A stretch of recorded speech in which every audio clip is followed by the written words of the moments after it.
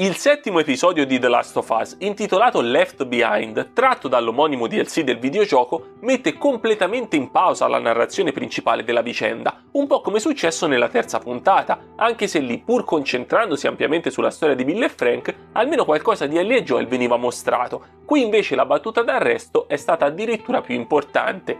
Ai due protagonisti vengono dedicati pochi minuti, all'inizio e alla fine, mentre tutto il resto dell'episodio è incentrato su un evento passato di Ellie. Una scelta rischiosa, visto l'imminente avvicinarsi del finale di stagione, che potrebbe aver fatto storcere il naso a qualche spettatore, soprattutto a chi non conosce il gioco. Capisco che aspettare una settimana dopo aver lasciato Joel in quelle condizioni per osservare 50 minuti di due ragazzine che giocano nel centro commerciale non sia proprio il massimo, a maggior ragione considerando che la vicenda mostrata risulta anche abbastanza prevedibile, ma tutto ciò era necessario. Quello che abbiamo visto si rivelerà di vitale importanza per comprendere il personaggio di Ellie e alcune sue scelte future. Visto il peso che tale avvenimento ha sulla ragazzina, non poteva essere liquidato velocemente ed è stato giusto dedicargli ampio minutaggio, ma per non far pesare eccessivamente questo stop al pubblico, la narrazione poteva essere alternata tra passato e presente, dando più importanza alle cure che Ellie prestava a Joel, gestendo i tempi esattamente come accadeva nel DLC. Nonostante ciò, la puntata risulta scorrevole e piacevole da guardare, la vicenda è interessante ed emerge tutta la delicatezza della situazione. L'opera originale non viene ricalcata uno a uno, anche in questo caso si sono presi delle piccole licenze andando a modificare qualcosina,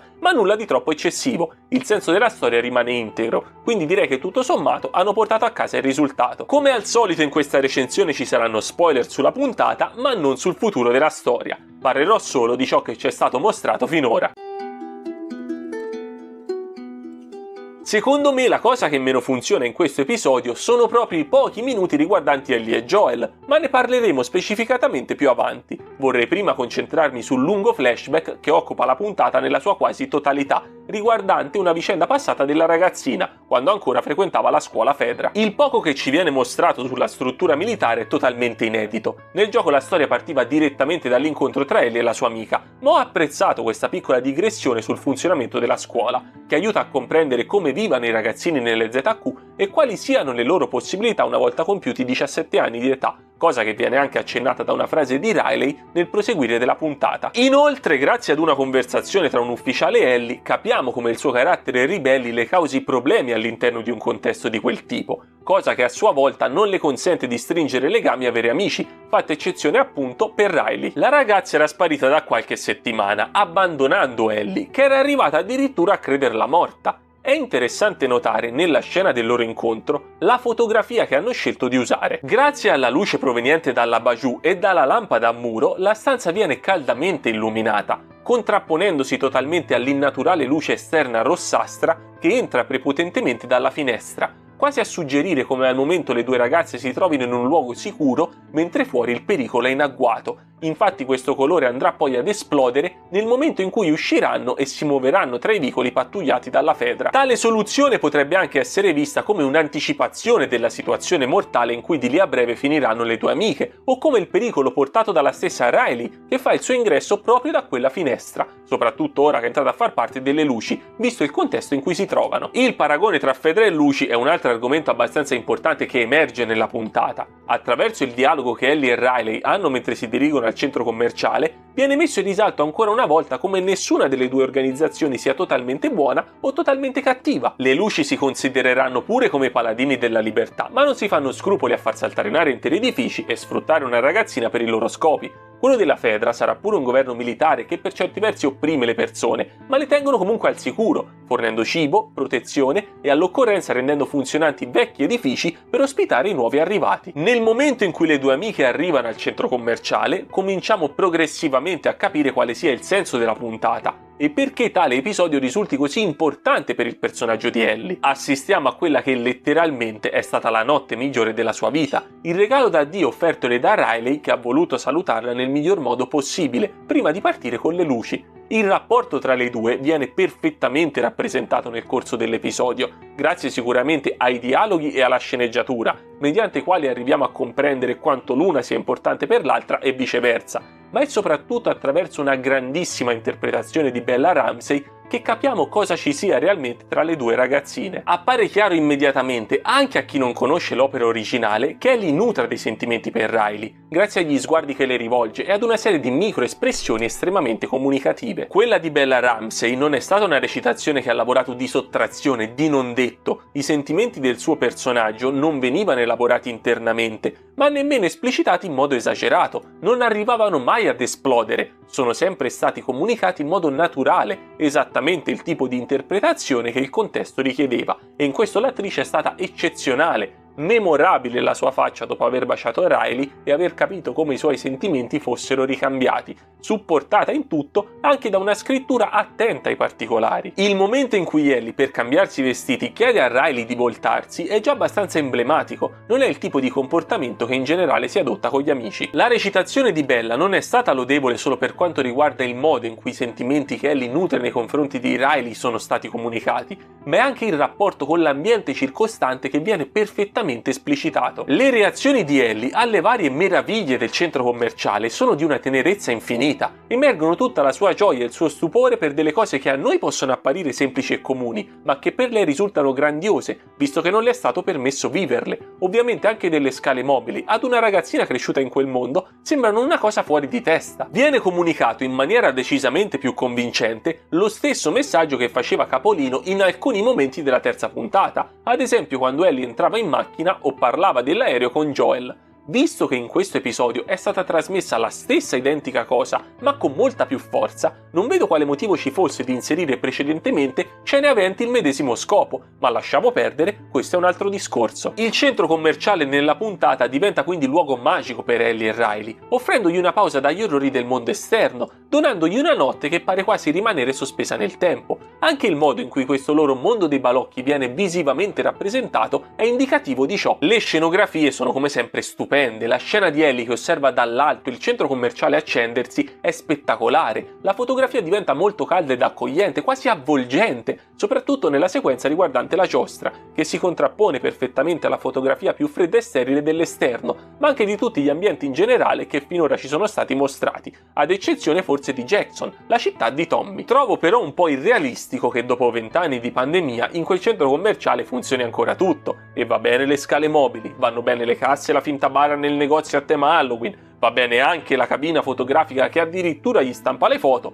ma che vadano ancora tutti cabinati nella sala giochi mi sembra un filino esagerato. Avrei preferito gestissero la cosa come nel DLC, che per quanto mi riguarda è anche molto più d'impatto. Lì il cabinato non funzionava, Ellie immaginava solamente di giocare mentre teneva gli occhi chiusi, trasportata dalla voce di Riley che le raccontava un combattimento immaginario. Quella sequenza, oltre a mostrarci un'espressività pazzesca della Ellie del videogioco, riusciva a farci pienamente immergere in questa fantasia, con lo sfondo che progressivamente andava a nero fino a far sparire la sala dietro di lei, un caleidoscopio di luci estremamente suggestivo sul suo volto e gli effetti sonori dello scontro che accompagnavano il racconto. Poteva venire fuori una scena clamorosa anche nella serie, invece hanno preferito far funzionare il cabinato. Ci sta, ma avrei trovato l'altra soluzione più efficace. Un'altra cosa che non mi ha fatto impazzire a proposito di quella sequenza è stato il mostrare l'infetto che si risvegliava. Vista la direzione presa dalla serie per quanto riguarda gli infetti, sapevo benissimo non avremmo visto una fuga al cardiopalma da un'intera orda di runner come nel DLC.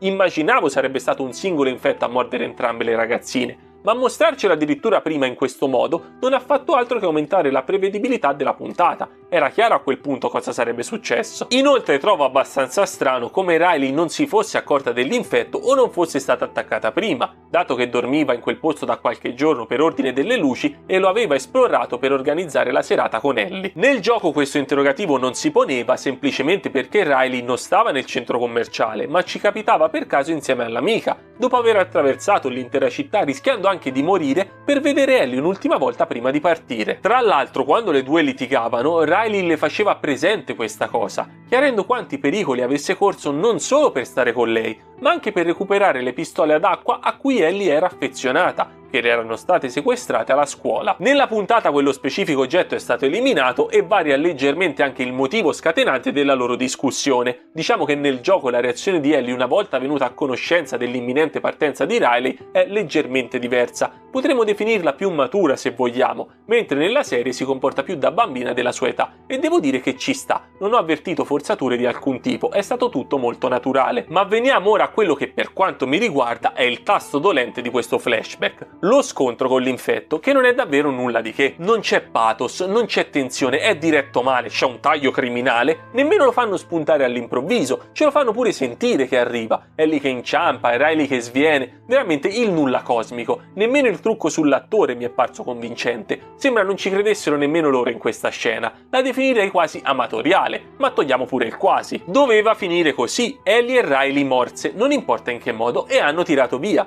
Piccola curiosità, soprattutto per chi non conosce il gioco, dato l'aspetto di questo infetto, non credo si trattasse di un runner, bensì di uno stalker, uno stadio intermedio tra runner e clicker. Giocatori, fatemi sapere nei commenti se avete avuto la stessa impressione. Il flashback si conclude esattamente come nel DLC, con Ellie e Riley che durante la loro ultima conversazione decidono di non suicidarsi, ma vivere il tempo che gli rimane insieme, finché non arriveranno a perdere la testa a causa del Cordyceps. È stata cambiata una battuta abbastanza significativa nel monologo di Riley. Qui lei dice ad Ellie che suonerebbe quasi come un trascinarsi stancamente in attesa della fine, mentre nel gioco diceva restituendo maggiormente la volontà di lottare per ogni istante di vita. Il senso resta lo stesso perché poi afferma comunque più volte di non volersi arrendere, ma visto che quella era una battuta emblematica del personaggio, potevano lasciarla com'era. Una piccolezza, nulla di più, ma ci tenevo a farla presente. Come detto, anche il flashback nel DLC si concludeva in questo modo, non veniva mostrata la trasformazione di Riley e la non trasformazione di Ellie, e hanno deciso di mantenere questa scelta. Ci sta, anche perché si può facilmente immaginare cosa sia accaduto, soprattutto considerando che nella quarta puntata Ellie aveva detto a Joel di aver già ucciso qualcuno, quindi non dico dovessero mostrarci direttamente come avesse sparato l'amica,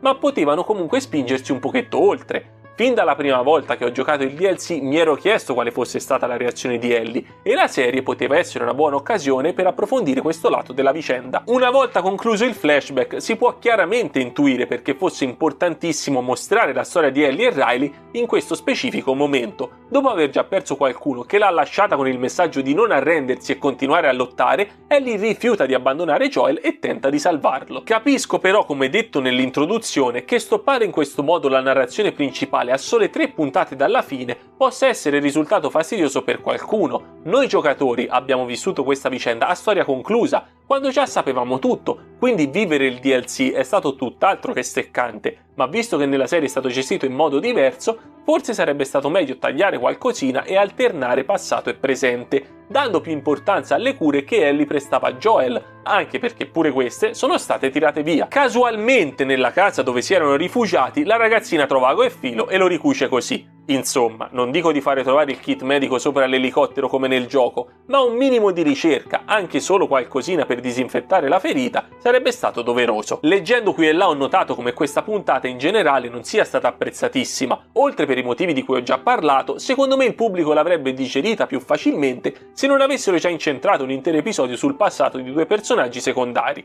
Mi riferisco chiaramente alla puntata 3, che ripeto ancora una volta, per me è stata totalmente sbagliata. Ora che siete a conoscenza del passato di Ellie, capite quanto fosse insensata la sua reazione alla vista del cabinato quando era entrata in quel negozio con Joel? Manco un mese prima ci aveva giocato con l'amica che le piaceva e che era morta malamente, e ora ci si fiondava urlando come fosse una cosa fantastica. Sinceramente mi fa anche strana la totale mancanza di empatia che in quella stessa puntata Ellie dimostrava per Joel in seguito alla morte di Tess, visto che lei, ripeto, nemmeno un mese prima aveva vissuto una cosa simile. Se prendiamo questa Ellie e quella dell'episodio 3 sembrano quasi 2 persone differenti, ma il discorso è sempre il solito. Stavolta abbiamo visto un personaggio più fedele a quello presente nel gioco, prima no, e questo continuo compromesso tra il non voler tradire l'opera originale, cercando comunque di raccontare qualcosa di diverso, è un paradosso che non può chiaramente funzionare e dà vita ad incongruenze di questo tipo. Concludo con una piccola nota di apprezzamento per le piacevoli citazioni al gioco presenti anche in questo caso, come la torcia difettosa che per riaccendersi deve essere scossa